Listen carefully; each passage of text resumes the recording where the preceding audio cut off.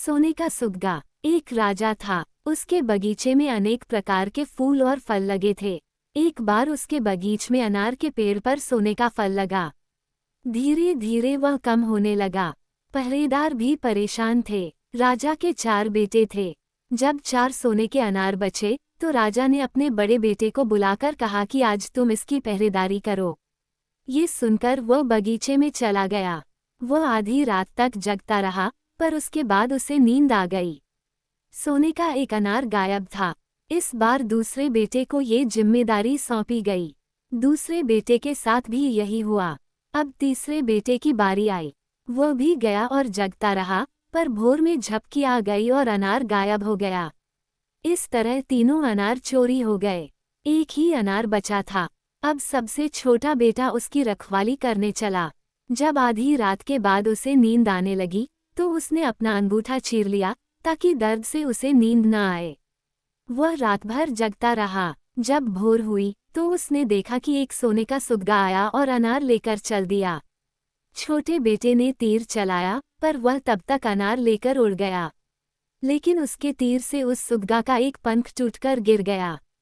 वह सोने का पंख लेकर राजा के पास गया और सारी बात बताई। जब राजा को पता चला कि सोने का सुग्गा अनार ले गया तो उसे बड़ा आश्चर्य हुआ। वह बोला कि उसका पता लगाना चाहिए। इसके लिए बड़े बेटे को भेजा गया। जब वह नगर से निकला तो उसे एक ऐसा जानवर मिला जो मनुष्य की भाषा में बात करता था। उसने पूछा कि भाई, कहाँ जा रहे हो? राजकुमार को बहुत आश्चर्य हुआ। फिर उसने सारी बात बताई। इस पर वह जानवर बोला कि मैं आपको ले चलता हूँ। उसने उसे पीठ पर बैठा लिया। बहुत दूर तक जाने के बाद एक जंगल आया। वहाँ एक मंदिर था। वह जानवर बोला कि यही मंदिर में वह सुग्गा आएगा, तब आप उसे पकड़ लीजिएगा। वह एक राजा के यहाँ रहता है, पर यहाँ प्रतिदिन भोर में आता है। पर साथ ही उसने ये भी हिदायत दी कि आधी रात में यहाँ आदिवासियों का समूह आता है और नृत्य संगीत भी होता है, भूलकर भी उसमें नहीं जाना। मैं सुबह आऊँगा। ये कहकर वह चला गया। जब आधी रात हुई तो बाहर आदिवासियों का समूह आया। जब नृत्य संगीत होने लगा तो राजकुमार भी देखने चला गया। जैसे ही उन सबको पता चला, उन्होंने उसे पकड़ लिया और बहुत कहने पर भी नहीं छोड़ा। जब वह जानवर सुबह आया तो वहाँ कोई नहीं था। इधर राजा ने बहुत दिनों तक बेटे का रास्ता देखा। जब कोई समाचार नहीं मिला तो उसने दूसरे बेटे को भेजा। उसे भी वही जानवर मिला और उसे लेकर मंदिर तक गया, पर वह भी आदिवासियों के समूह द्वारा पकड़ लिया गया। फिर राजा ने तीसरे बेटे को भेजा। उसके साथ भी वही हुआ जो उसके अन्य भाइयों के साथ हुआ था। अब राजा अत्यंत चिंतित हो गया। जब छोटे बेटे ने पिता को इस तरह चिंतित देखा तो कहा कि अब मैं जाऊंगा। जब वह चलने लगा तो राजा व्यग्र हो गया, लेकिन छोटे बेटे ने उसे विश्वास दिलाया कि वे अपने भाइयों को भी ढूंढ लाएंगे। जब वह नगर से बाहर आया तो उसे वही जानवर मिला और उससे कहा कि वह उसकी सहायता करेगा। वह राजकुमार को पीठ पर बैठाकर मंदिर तक पहुंचाया और कहा कि यदि यहाँ सुग्गा पकड़ में नहीं आया तो उसे राजा के महल तक पहुंचा देगा। उसे भी आदिवासियों के समूह से दूर रहने की हिदायत देकर वह चला गया। जब आधी रात को आदिवासियों का समारोह आरंभ हुआ तो राजकुमार वहीं मंदिर में छिपा रहा। जब भोर हुई तो सुग्गा आया, लेकिन वह बैठा नहीं, उड़ते हुए आया और पुनः वापस हो गया। शायद उसे वहां किसी के होने का आभास हो गया था। जब सुबह हुई तो वह जानवर आया तो राजकुमार ने सारा वृतांत सुनाया। वह बोला, कोई बात नहीं, आप मेरी पीठ पर बैठिए। फिर वह उसे लेकर राजा के महल तक पहुंचा। फिर उसने बताया कि एक कोठरी है जिसमें 2 पिंजरे हैं, एक सोने का और एक लोहे का। वह सुग्गा यदि लोहे के पिंजरे में हो तो उसे सोने के पिंजरे में मत डालना, वरना वह शोर मचा देगा। इसलिए उसे चुपचाप जैसे भी हो लेकर चल देना। जब राजकुमार उस कोठरी में पहुंचा तो वह सुग्गा लोहे के पिंजरे में था। उसे वहां सोने के 4 अनार भी मिल गए, लेकिन वह सोचने लगा कि यदि सोने के पिंजरे में सुग्गा को रख दिया जाए तो वह और भी सुंदर लगेगा। ये सोचकर उसने जैसे ही उसे लोहे के पिंजरे से निकालकर सोने के पिंजरे में रखने की कोशिश की, वह शोर मचाने लगा और घंटी भी बजने लगी। पहरेदार दौड़कर आए और राजकुमार को पकड़ लिया। उसे राजा के दरबार में ले जाया गया। जब राजा ने उससे चोरी का कारण पूछा तो उसने बताया कि मेरे बगीचे से सोने का अनार चोरी हुआ, जो इसी सुग्गे ने चुराया है। मैं इसी की खोज में आया हूँ। ये सुनकर राजा ने कहा, ठीक है, मैं तुम्हें ये सुग्गा और सोने का पिंजरा दे दूंगा, पर इसके लिए मेरी एक शर्त है। एक, राजा के पास उड़न खटोला है, यदि तुम उसे लाकर मुझे दे दो तब ये सुग्गा तुम ले जा सकते हो। राजकुमार ने शर्त मान ली। राजा ने उसे छोड़ दिया। राजकुमार वहां से निकला तो उसी जानवर के पास पहुंचा और सारी बात बताई। जानवर ने कहा, चलो मैं तुम्हें वहां तक ले चलता हूँ। जब वह उस राजा के महल के पास पहुंचा तब तक शाम हो गई थी।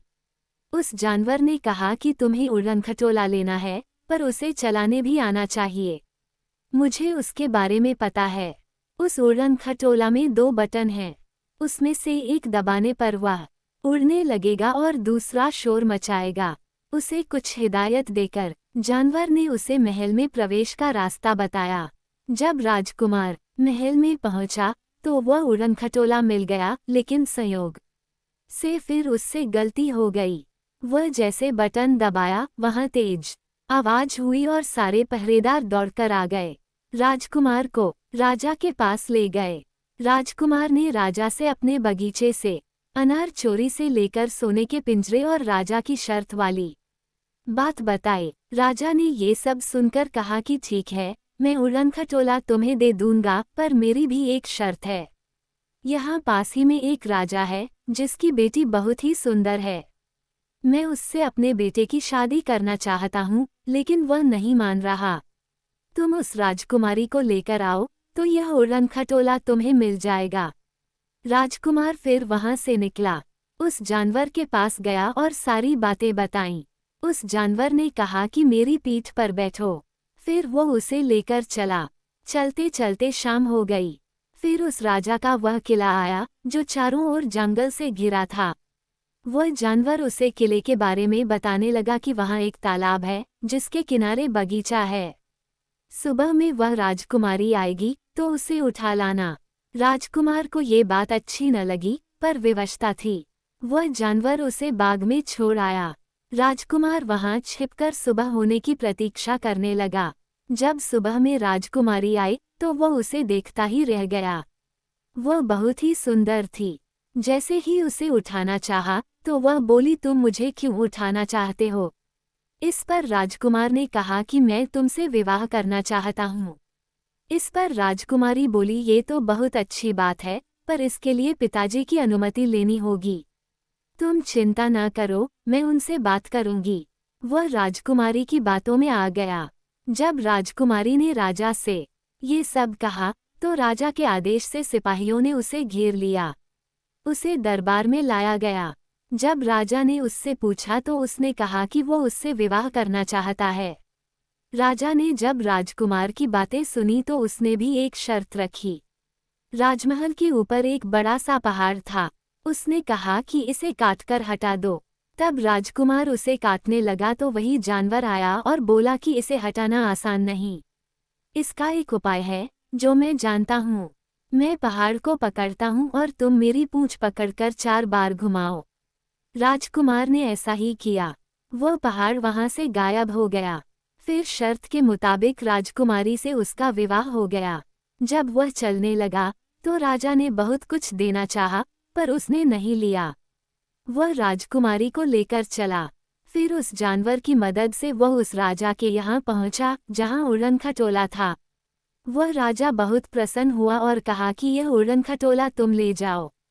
इस पर राजकुमार ने कहा कि मैं एक बार इस उड़न खटोले पर राजकुमारी को घुमाना चाहता हूँ। राजा ने अनुमति दे दी। वह 4 बार उसके राजमहल के चारों ओर घूमते हुए 5वीं बार गया तो वापस नहीं लौटा। फिर वहां से आगे बढ़ा तो दूसरे राजा के यहाँ गया जिसके पास सोने का सुग्गा था। वह उड़न खटोला देखकर बहुत खुश हुआ। इस पर राजकुमार ने कहा, यदि यह सोने के पिंजरे में सुग्गा के साथ अनार को रखकर राजकुमारी के हाथ में रख दिया जाए तो वह कितना सुंदर लगेगा। राजा ने कहा, हाँ, ये बहुत ही सुंदर बात है। फिर उसने ऐसा ही किया। अब राजकुमार ने कहा कि एक बार इस उड़न खटोले पर राजकुमारी को घुमा लाऊं। आपको चलाने की तकनीक भी बता दूंगा। राजा ने अनुमति दे दी। अब राजकुमार राजकुमारी सहित उस अनार के साथ उड़न खटोले पर बैठकर चल दिया और वापस नहीं लौटा। आगे बढ़ा तो देखा कि नीचे कुछ आदिवासियों के झुंड गाते बजाते किसी को बांधकर लिए जा रहे हैं। राजकुमार ने देखा कि ये उसके भाई हैं। इस पर राजकुमार ने जाकर उनसे कहा कि तुमने इन्हें क्यों पकड़ा। फिर आदिवासियों ने बताया कि ये हमारे कैदी हैं और अब हम इन्हें फांसी देने जा रहे हैं। तब राजकुमार ने कहा कि तुम लोग ये सोने का अनार ले लो और इन्हें छोड़ दो। फिर उन सबने आपस में विचार कर उन्हें छोड़ दिया। अब वे सब अपने राज्य की ओर चले। उन्होंने उड़न खटोले को बगीचे में उतारा। छोटे भाई को देखकर बड़े भाइयों ने सोचा कि अब सारा राजपाट इसे ही मिल जाएगा। उनके अंदर लोभ जाग गया। उन सबने मिलकर उसे घायल कर कुएं में फेंक दिया और राजकुमारी को लेकर चल दिए। राजकुमारी सदमे से बेहोश हो गई। सुबह दरबार में सभी राजा के सामने उपस्थित हुए। इधर वह जानवर सब देख रहा था। उन भाइयों के जाते ही उसने राजकुमार को कुएं से निकाला और उसे जड़ी बूटी से ठीक किया। जब उसे होश आया तो वह अत्यंत दुखी हुआ और उस जानवर को देखकर रोने लगा। उस जानवर ने कहा कि अब तुम मुझे अपनी तलवार से काट दो। इस पर राजकुमार उसके पैरों में गिरकर रोने लगा कि अपने भाइयों ने दगा किया और तुमने हर मुसीबत में मेरा साथ दिया। मैं ऐसा नहीं कर सकता। तब उस जानवर ने कहा कि तुम्हारे ऐसा करने से ही मुझे श्राप से मुक्ति मिलेगी। तब राजकुमार ने उस पर जैसे ही तलवार चलाई, वहां एक राजकुमार प्रकट हो गया। फिर उसने कहा कि जिस राजकुमारी से तुम्हारा विवाह हुआ है वो मेरी बहन है। मैं श्रापवश ऐसा हो गया था। अब दरबार में चलो। फिर जब सभी भाइयों ने अपनी प्रशंसा कर राजा को सब बताया, उसी समय वहां छोटे राजकुमार ने प्रवेश किया। तब राजकुमार ने राजा से भाइयों के कपट की बात कही। इस पर राजा ने सबसे पूछा कि कैसे तुम लोग इस अनार तक पहुँचे। सबने मनगढ़ंत कहानी बता दी। जब छोटे राजकुमार ने कहा तो राजकुमारी और उसका भाई भी इस यात्रा के बारे में राजा से सत्य कहा। सब भाइयों ने माफी मांगी, पर राजा ने उन्हें देश निकाला दे दिया और छोटे राजकुमार को राजपाट सौंप दिया। अब राजकुमार और राजकुमारी प्रसन्नतापूर्वक रहने लगे।